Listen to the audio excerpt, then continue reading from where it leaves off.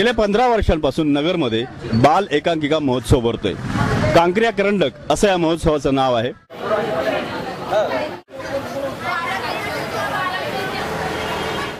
आपण आता जाणार आहोत प्रॅक्टिस रूम मध्ये। शेजारी तिथे मेकअप रूम आहे, तिथेही बाल चमूंची धमाल चालली आहे। तिकडे जाऊन पाहूया काय गंमत चालली आहे ती। चला।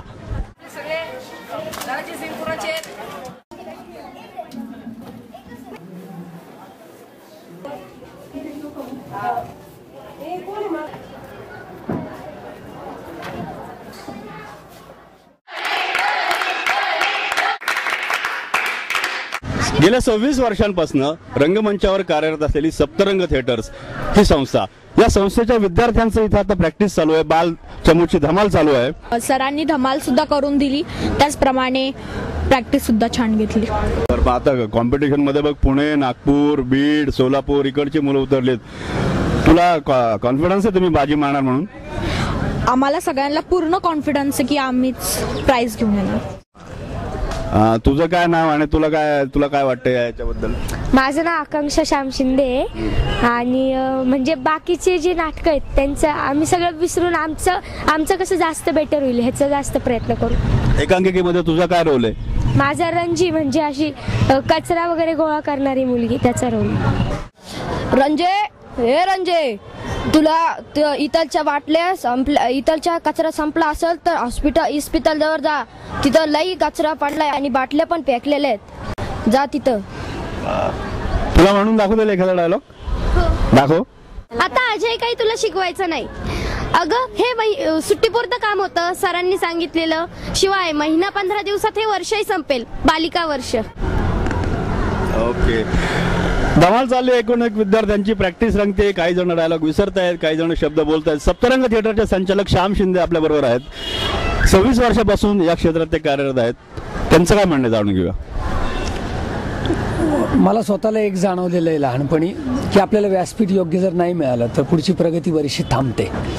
सगळ्यात महत्त्वाचा तो दृष्टिकोन लक्षात ठेवून मी हे जे बाल रंगभूमी आहे किंवा बाल थिएटर आहे ते सुरू केलं।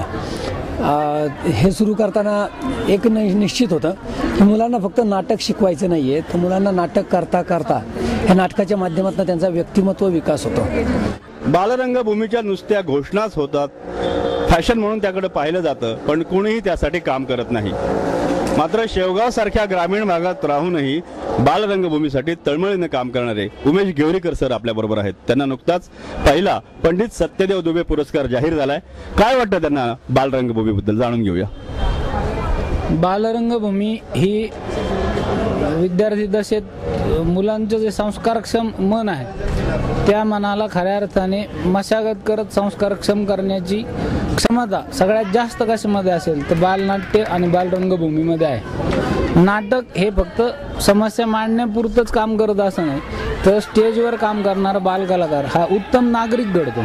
त्याला कसं बोलावं, कसं चालावं, उभं कसं राहावं, रिॲक्ट कसं व्हावं, ह्या सगळ्या बेसिक गोष्टींचं प्रशिक्षण हे स्टेजवरती विविध भागात काम करणारे शिक्षक देत असतात। या पुरस्काराच्या निमित्ताने आणि या स्पर्धेच्या निमित्ताने माझी महाराष्ट्र शासनाला, शिक्षण खात्याला तर कळकळीची विनंती आहे की या महाराष्ट्रामध्ये जी नाट्य परंपरा आहे त्या नाट्य परंपरेचा धागा या मुलांपर्यंत पोहोचवण्यासाठी आपण शालेय अभ्यासक्रमात नाटक हा विषय, या विषयाचा अंतर्भाव झाला पाहिजे। शालेय अभ्यासक्रमामध्ये नाटक या विषयाचा अंतर्भाव झाला पाहिजे असं त्यांचं म्हणणं आहे।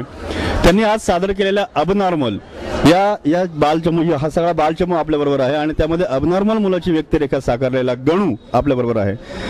गणू, तुझं नाव काय आणि तुला हा रोल सादर करताना किंवा हा रोल साकारताना काय तुझ्या भावना काय होत्या? माझं नाव ऋषिराज प्रकाश दैफळे। मला हे सादर करताना खूप छान वाटलं, मजा आली सादर करायला आणि एक